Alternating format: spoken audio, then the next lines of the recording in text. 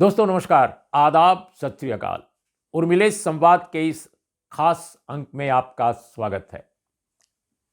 दोस्तों इस अंक में हम तेलंगाना पर कुछ खास आपके सामने विश्लेषण पेश करने जा रहे हैं। ये इसलिए कि इस पर हमने काफ़ी मेहनत की है, काफ़ी शोध किया है और काफ़ी लोगों से बातचीत भी की है और उसके आधार पर जो नतीजा निकलता है वो मैं आपसे शेयर करना चाहता हूँ कि आखिर तेलंगाना में क्या कारण है कि के चंद्रशेखर राव जैसे बड़े ताकतवर नेता जो मुख्यमंत्री हैं और जिनकी पार्टी के बारे में कहा जाता था अभी 6-7 महीने पहले तक कि उसको हराने वाला तेलंगाना में अभी कोई राजनीतिक दल नहीं है, कोई भी नेता केसीआर के लिए चुनौती नहीं है, कोई आसपास दाएं बाएं भी नहीं खड़ा होने लायक है, ये कहा जाता था। तो आखिर के चंद्रशेखर राव आज क्यों मुसीबत में हैं, राजनीतिक मुसीबत में? क्यों? क्योंकि लगता है कि जैसे सत्ता हिल रही है। हम कोई प्रिडिक्शन नहीं करते, हम भविष्यवाणी नहीं करते, हमारे पास कोई ज्योतिष नहीं है कि राजनीतिक तौर पे कोई बता सके कि भाई कौन जीतेगा कौन हारेगा। ये सब टेलीविज़न के कैमरे के सामने जो लोग बोलते हैं और टेलीविज़न में जो विश्लेषण किए जाते हैं उनके लिए अच्छा है, लेकिन हम आपके लिए आज बताने जा रहे हैं कि वो कौन से 5 बड़े फैक्टर हैं जिससे चंद्रशेखर राव की मुसीबत बढ़ गई है। वो जीतेंगे हारेंगे ये तो 3 तारीख के लिए आपको इंतजार करना पड़ेगा, लेकिन मैं आज ये बताने जा रहा हूं कि वाकई एक अति शक्तिशाली नेता, बल्कि यूं कहा जा रहा है जिस तरह से कि नरेंद्र मोदी जी देश भर में बड़े ताकतवर माने जाते हैं, उसी तरह से तेलंगाना में चंद्रशेखर राव शक्तिमान माने जाते थे। तो आज क्या स्थिति हो गई है कि उनकी शक्ति जो है वो सीमित नजर आ रही है और 5वें फैक्टर, 5वें कारण कौन हैं जिन्होंने उनकी मुश्किलें बढ़ा दी हैं? पहला कारण है दोस्तों कि हाल के 7-8 महीने 10 महीने में कांग्रेस पार्टी की लोकप्रियता में भारी उभार हुआ है। यह स्वयं कांग्रेस को भी नहीं मालूम था कि ऐसा होगा। कांग्रेस के नेताओं को भी अंदाज नहीं था कि उनकी पार्टी की लोकप्रियता तेलंगाना में इस कदर बढ़ जाएगी। जो पार्टी 2 दर्जन सीटें पाई थी पिछले इलेक्शन में, और वो भी 2 दर्जन सीटें जो हैं उसकी कम पड़ गई, बहुत छोटी हो गई, सीमित हो गई, क्योंकि कई लोग भाग गए इधर उधर। तो 8 सीटों पर केवल कांग्रेस रह गई। कांग्रेस के कुल मेंबर जो हैं वो 8 मेंबर हैं इस वक्त विधानसभा में, लेकिन वो पार्टी आज की तारीख में के चंद्रशेखर राव की ताकतवर तेलंगाना राष्ट्र समिति, जो भारत राष्ट्र समिति में कन्वर्ट हो गई है, आजकल नया अवतार ले लिया है, उसके लिए मुश्किल बन गई है, उसके लिए गंभीर चुनौती बन गई है। दोस्तों कांग्रेस पार्टी के उभार में भी 3 प्रमुख कारण रहे हैं जो मेरे हिसाब से। पहला कारण है भारत जोड़ो यात्रा, जो राहुल गांधी की यात्रा है, और उन्होंने जिस तरह अपनी यात्रा के दरमियान लोगों से मशविरा किया, बातचीत की, डायलॉग किया, कनेक्ट किया, और जो उनका एक स्लोगन था नफरत के बाजार में मोहब्बत की दुकान, उसको जिस तरह से उन्होंने लोगों तक पहुंचाया उसका बड़ा असर पड़ा है। बेरोजगारों के सवाल को जिस तरह उस यात्रा में उठाया गया उसका भी नौजवानों पर बड़ा असर पड़ा है। तो एक तो भारत जोड़ो यात्रा यानी राहुल गांधी। दूसरा कारण है दोस्तों कर्नाटक में कांग्रेस पार्टी की जीत, और ये तो ज्यादा पुरानी बात नहीं है, लेकिन इस जीत से एक सिद्धारमैया जैसा पिछड़े वर्ग का नेता फिर से मुख्यमंत्री बनता है, D Shivakumar deputy chief minister बनते हैं। इन दोनों नेताओं की लोकप्रियता तेलंगाना, पड़ोस के तेलंगाना में भी काफी है, और यकीनन सिद्धारमैया एक स्टार की तरह उभर कर आए दक्षिण में जब उन्होंने नरेंद्र मोदी जी के मैसिव यानी जबरदस्त चुनाव प्रचार, स्वयं मुख्यमंत्री तो छोड़िए, मुंबई साहब का तो कोई उस समय ये भी नहीं देखा जा रहा था कि वो वाकई चेहरा है या नहीं है चुनाव में। नरेंद्र मोदी जी का ही चेहरा कर्नाटक के चुनाव में था, और उसको सिद्धारमैया की अगुवाई में प्रदेश कांग्रेस ने शिकस्त दी। राहुल गांधी का भी बहुत बड़ा रोल था, इसमें कोई दो राय नहीं है। तो कांग्रेस का कर्नाटक में चुनाव जीतना के चंद्रशेखर राव के लिए भी एक मुश्किल बन गया। चुनाव जीता कांग्रेस ने कर्नाटक में, लेकिन धमक उसकी उसकी दस्तक जो है वो जबरदस्त हुई तेलंगाना के इस चुनाव से ऐन पहले। और पूरा का पूरा जो तेलंगाना है वो कांग्रेस की कर्नाटक जीत से ऐसा लगा कि उत्साहित हो गया है। खासकर वहाँ का कांग्रेसी, वहाँ के कार्यकर्ता जो बैठे हुए थे, जिनको लगता था कि शायद अब उनकी पार्टी कभी उठ नहीं पाएगी, तो एक तरह से संगठन को और नेताओं को जागृत कर दिया।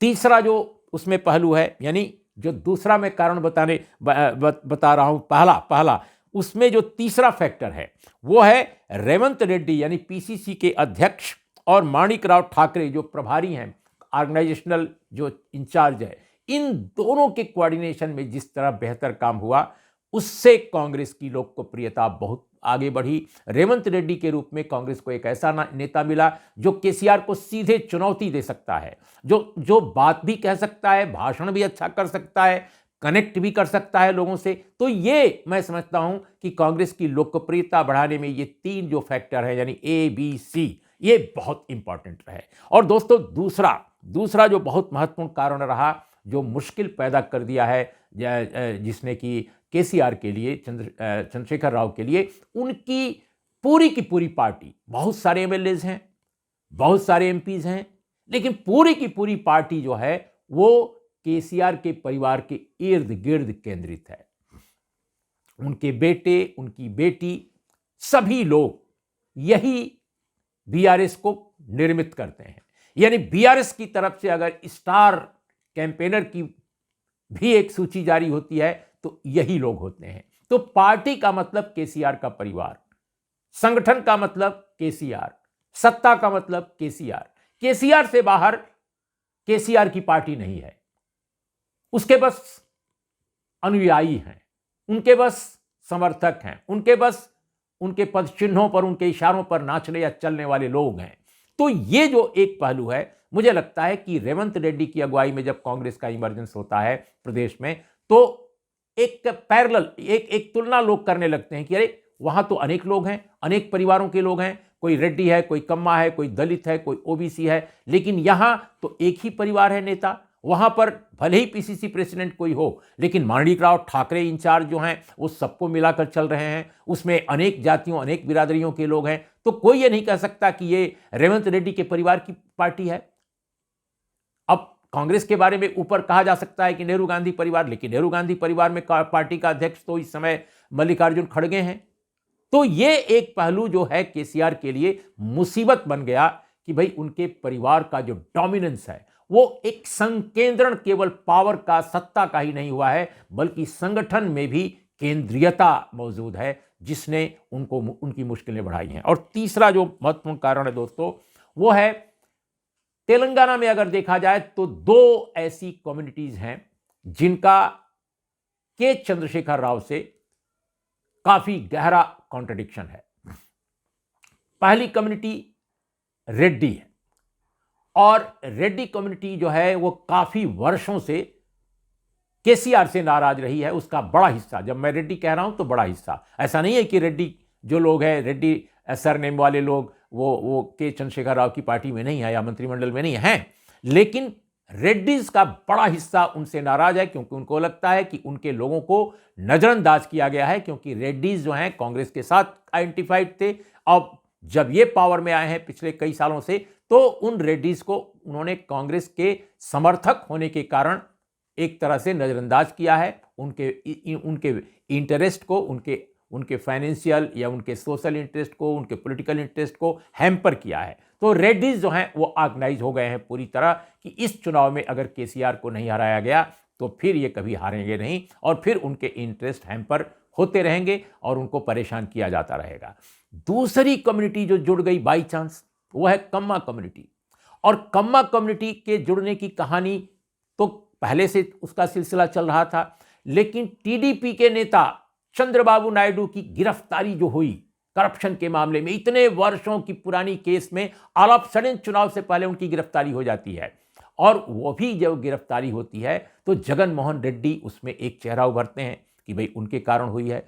लेकिन जगन मोहन रेड्डी और केसीआर की दोस्ती इस चुनाव में बिल्कुल, इसके पहले भी थी लेकिन इस चुनाव में बिल्कुल उजागर हो गई, क्योंकि जगन मोहन रेड्डी को इनडायरेक्टली अगर देखा जाए तो सपोर्ट है पूरी तरह केसीआर का, जगन मोहन रेड्डी का, क्योंकि वो भी नहीं चाहते कि दक्षिण के इस इलाके में कांग्रेस पार्टी का फिर से रिवाइवल हो। आखिर कांग्रेस को ही तो छोड़कर वो गए हैं और उन्होंने एक रीजनल पार्टी बनाई। हो सकता है उसमें कांग्रेस की टॉप लीडरशिप से भी गलतियां हुई हों, लेकिन आज की तारीख में जगन मोहन रेड्डी कांग्रेस के बड़े दुश्मन की तरह हैं और वो नहीं चाहते कि तेलंगाना में कांग्रेस फिर से रिवाइव हो। और यही कारण है कि वो केसीआर को इनडायरेक्टली या डायरेक्टली, जो भी आप कह लीजिए, एक सपोर्ट दिखाई देता है। उनके अखबार का भी आप देखिए, जिस तरह से साक्षी और अन्य जो अखबार हैं, बहुत सारे ऐसे जिनमें दिखाई पड़ता है कि ये कहाँ क्या चीज़ जा रही है। इसके अलावा दोस्तों, कम्मा और रेड्डी, ये दो कम्युनिटीज़ के बारे में मैं आपको बता दूं कि ये वे दो कम्युनिटीज़ हैं जो आबादी के हिसाब से, पॉपुलेशन के हिसाब से हो सकता है कि उनका परसेंटेज बहुत ज़्यादा ना हो, लेकिन सामाजिक रूप से, आर्थिक रूप से और राजनीतिक रूप से भी ये बड़े प्रभावशाली वर्ग हैं। दोनों ये समुदाय काफ़ी, इनका क्लाउट है और इनके मिलन से, इनके अलायंस से एक सोशल जो इक्वेशन है तेलंगाना के राजनीतिक इस मुहिम का, चुनाव का, वो अचानक बदल गया है। दोनों सपोर्ट कर रहे हैं और टीडीपी तो चुनाव ही नहीं लड़ रही है। जो पार्टी इतनी स्ट्रांग हुआ करती थी वो चुनाव नहीं लड़ रही है और जाहिर है इसका मतलब है कि कांग्रेस को प्रकारांतर से सपोर्ट है। और प्रकारांतर से सपोर्ट इसलिए है कि जो रेड्डी बिरादरी है, जो कम्मा बिरादरी है, ये सारी की सारी बिरादरियां वो बुनियादी तौर पे कांग्रेस के साथ आइडेंटिफाइड हो गई हैं, उनको सपोर्ट कर रही हैं। असल कहानी केवल है कि केसीआर को हराना है, केसीआर को किसी न किसी तरह से सबक सिखाना है, क्योंकि उनको लगता है कि केसीआर ने उनके नेता के साथ अन्याय किया है, खासकर कम्मा कम्युनिटी के लोगों को लगता है। एक तो ये पहलू है। तीसरा पहलू और चौथा पहलू जो बहुत इंपॉर्टेंट है दोस्तों, वो है यूथ रिवोल्ट अगेंस्ट केसीआर। यानी इसको, रिवोल्ट को थोड़ा सा अगर आपको लगता है कि बहुत ज्यादा कड़ा शब्द है, तो इसको यूं कह लीजिए, यूथ डिस्कंटेंट जो पैदा हुआ है बेरोजगारी के कारण।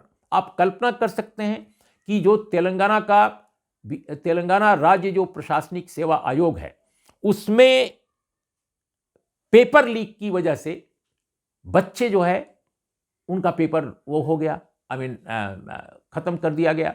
और आज की तारीख में लाखों बच्चे पढ़ाई लिखाई करके, जो आर्ट्स पढ़े हैं, जो साइंस पढ़े हैं, और वो गांव में चले गए, अपने घर चले गए, क्योंकि इस बीच में कुछ नहीं हो पा रहा है। बहुत सारे लोग कोचिंग करते थे, अब वो गांव में जाकर वही लड़के अपने माँ पिता को समझा रहे हैं कि सरकार की नाकामी से सब कुछ हो रहा है और उनका एक साल बर्बाद हो गया, पता नहीं अगले साल भी क्या होगा। तो अभी जो ये जो पिछले दिनों ये घटना घटी, इसका इम्पैक्ट बहुत पड़ा है नौजवानों पर।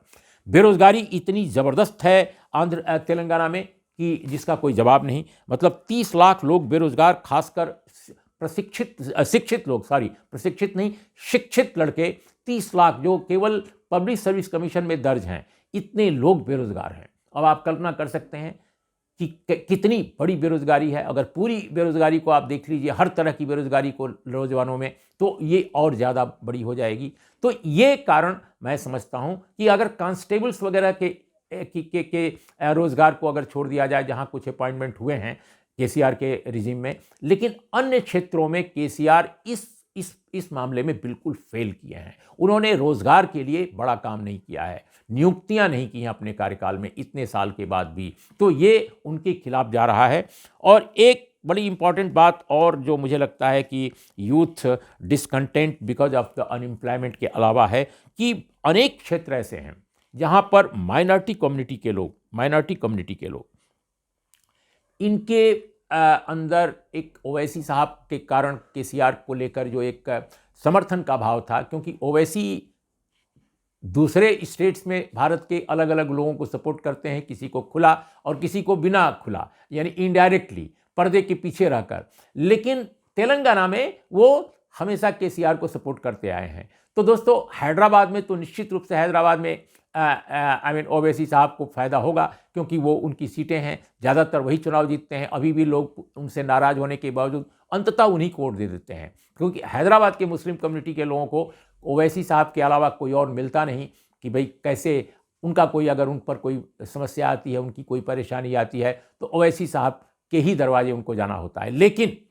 जो महबूबनगर, नालगोंडा, रंगारेड्डी, निजामाबाद, करीमनगर जैसे जिलों के मुस्लिम कम्युनिटी के लोग हैं, इन इन जिलों के जो हैदराबाद से काफ़ी दूर हैं, अगर अगर रंगारेड्डी को छोड़ दिया जाए तो इन जिलों के लोग जो हैं, इनको पदयात्रा के दौरान राहुल गांधी की और बाद के दिनों में भी ये इस बात का एहसास जरूर हुआ कि ओवैसी साहब की राजनीति जो है अल्टीमेटली बीजेपी को फायदा पहुंचा रही है, खासकर तेलंगाना और आंध्र के बाहर यानी हिंदी क्षेत्रों में। और ये एहसास मुस्लिम कम्युनिटी के नौजवानों में बहुत है। तो ओवैसी साहब के विरुद्ध कुछ पब्लिकली न बोलने के बावजूद भी वे लोग ओवैसी साहब को एक तरह से विलेन की तरह देखने लगे हैं। और इनमें अनेक लोगों का राहुल की पदयात्रा के दौरान समर्थन जिस तरह कांग्रेस को मिला, वो इस चुनाव में दिखाई पड़ रहा है, उसका असली रंग दिखाई पड़ रहा है। वे लोग कांग्रेस की तरफ वापस आ गए हैं और वो केसीआर को छोड़ चुके हैं। वरना ये सारे लोग ओवैसी के कारण और ओवैसी और केसीआर के अलायंस के कारण केसीआर को वोट दिया करते थे, लेकिन इस बार खुलेआम इन जिलों में लोग कांग्रेस को सपोर्ट कर रहे हैं। एक बड़ा ये फैक्टर भी है। और चूंकि आप जानते हैं कि उत्तर प्रदेश वगैरह की तरह नहीं, उन इलाकों में एक भाईचारा मेंटेन है। हिंदू मुस्लिम जो भाईचारा है वो बहुत ही ज़बरदस्त है। वहाँ कोई कमी नहीं है कि अगर मुस्लिम वोट दे रहा है तो हिंदू पोलराइज हो जाएगा, या हिंदू कहीं दे रहा है तो मुस्लिम पोलराइज हो जाएगा। ये यूपी वगैरह जैसी, मध्य प्रदेश जैसी स्थिति बिल्कुल नहीं है। तो ऐसे में मुस्लिम कम्युनिटी का सपोर्ट भी कांग्रेस को जा रहा है, जो तेलंगाना के मुख्यमंत्री के लिए एक बहुत बड़ी मुश्किल है। और दोस्तों एक और बात बताऊं मैं, कहीं ना कहीं मुस्लिम कम्युनिटी के लोगों में और अदरवाइज भी अन्य वर्गों में भी एक